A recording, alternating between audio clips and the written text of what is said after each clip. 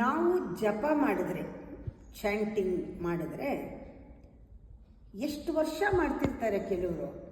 ಆ ಮಾಡುವ ವಿಧಾನ ಬದಲಾಗೋದೇ ಇಲ್ಲ. ಮಾಡ್ತಾ ಇರುವಾಗ ಅದರಲ್ಲಿ ಇಂಪ್ರೂವ್ಮೆಂಟ್ ಇದ್ದರೆ ಮಾಡುವ ವಿಧಾನವು ಚೇಂಜ್ ಆಗುತ್ತೆ. ಜಪ ಮಾಡ್ತಾ ಮಾಡ್ತಾ ಮಾಡ್ತಾ ಅದು ಹಾಡಾಗ್ಬಿಡ್ಬೇಕು. ಹಾಡು ಯಾವಾಗತ್ತೆ? ಆ ಭಕ್ತಿಯಲ್ಲಿ ಒಂದು ರೀತಿ ಆ ರಸ, ಭಕ್ತಿ ರಸ, ಎಮೋಷನ್ ಹಾಡು ಥರ ಇರುತ್ತದು. ಜಪ ನಮಗೆ ಹಾಡಾಗಬೇಕು, ಆಮೇಲೆ ಡ್ಯಾನ್ಸ್ ಆಗಬೇಕು, ಸಂಭ್ರಮ ಆಗಬೇಕು. ನಾವು ಜಪ ಕೂತ್ಕೊಂಡ್ರೆ ನಮಗೆ ಒಂದು ಉತ್ಸಾಹ, ಉಲ್ಲಾಸ, ಸಂಭ್ರಮ. ಪೂಜೆ ಕೂತ್ರೆ ಒಂದು ಸಂಭ್ರಮ ಆಗಬೇಕು. ಯಾಕೆ ಹೀಗಾಗಬೇಕು? ಪ್ರತಿಯೊಂದು ಅಣುವು ಇಡೀ ವಿಶ್ವದಲ್ಲಿ ಪ್ರತಿಯೊಂದು ಅಣುವು ಮೂವ್ ಆಗ್ತಾ ಇದೆ, ಕುಣಿತಾ ಇದೆ, ಡ್ಯಾನ್ಸ್ ಮಾಡ್ತಾ ಇದೆ. ಎನರ್ಜಿ ಇದೆ ಎಲ್ಲದರಲ್ಲೂ. ಎಲ್ಲನೂ ಕೂಡ ಬಬ್ಲಿಂಗ್ ಎನರ್ಜಿ ಎಲ್ಲ ಕಡೆನೂ. ಅಂದಮೇಲೆ ನಮ್ಮ ಜಪ ಯಾಕೆ ಫ್ಲ್ಯಾಟ್ ಆಗಬೇಕು? ನಮ್ಮ ಜಪದಲ್ಲೂ ಒಂದು ಶಕ್ತಿ ಬರಬೇಕು. ಏನೋ ನಾವು ಜಪ ಮಾಡ್ತಿದ್ರೆ ಅದು ನಮಗೇನೋ ಹೇಳ್ತಾ ಇದೆ ಅಂತ, ನಾನೇನೋ ಕೇಳ್ತಾ ಇದ್ದೀನಿ ಅಂತ. ಯಾರಾದರೂ ಜಪ ಮಾಡ್ತಿದ್ರೆ ಅವ್ರು ಏನೋ ಹೇಳ್ತಾ ಇದ್ದಾರೆ ಅನಿಸುತ್ತೆ. ನಾವು ಕಣ್ಮುಚ್ಚಿದಾಗ ನಾನೇನೋ ಕೇಳ್ತಾ ಇದ್ದೀನಿ ಅನಿಸುತ್ತೆ.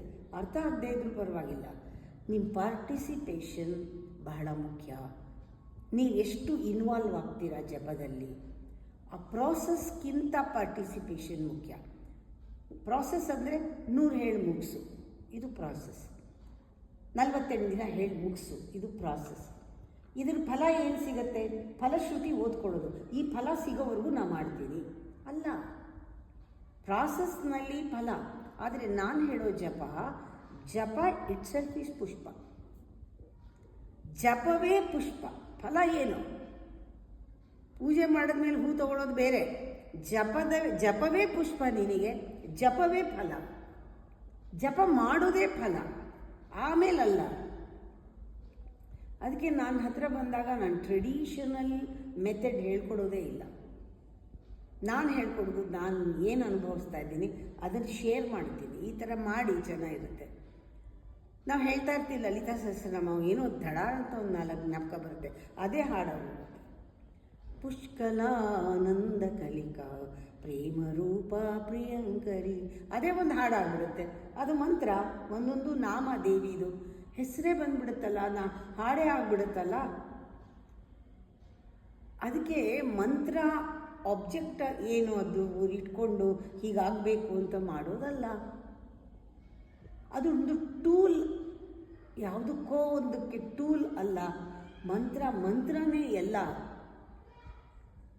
ಬೇರೆ ಬೇರೆ ರಾಗದಲ್ಲಿ ಹಾಡ್ಬೋದು, ಬೇರೆ ಬೇರೆ ರಾಗದಲ್ಲಿ ಕೇಳಿಸುತ್ತೆ ನಿಮಗೆ. ನೀವು ನಿಜವಾಗ್ಲೂ ಮಂತ್ರದಲ್ಲಿ ಹೇಳೋದ್ರಲ್ಲಿ ಸಕ್ಸಸ್ ಆಗಿಬಿಟ್ರೆ ನೀವು ಮಂತ್ರನ ಇಂಪ್ರೂವೈಸ್ ಮಾಡ್ಕೊಳ್ತಾ ಹೋಗ್ಬೋದು.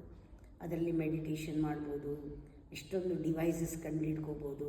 ಯಾವುದೋ 4 ಮಂತ್ರ ತಗೊಂಡು ಜಪ ಮಾಡ್ಬೋದು, ಧ್ಯಾನ ಮಾಡ್ಬೋದು. ಪ್ರತಿದಿನ ಒಂದೊಂದು ಜಪ ಒಳಗಡೆ ಹೋಗೋಕ್ಕೆ ನಿಮ್ಮ ಆಟ ಆಡ್ಬೋದು. ನಿಮ್ಮ ಜೊತೆಗೆ ನೀವು ಇಷ್ಟು ಸಲೀಸಾಗಿ ಸಿಂಪಲ್ಲಾಗಿ ತೊಗೊಳ್ಳಿ.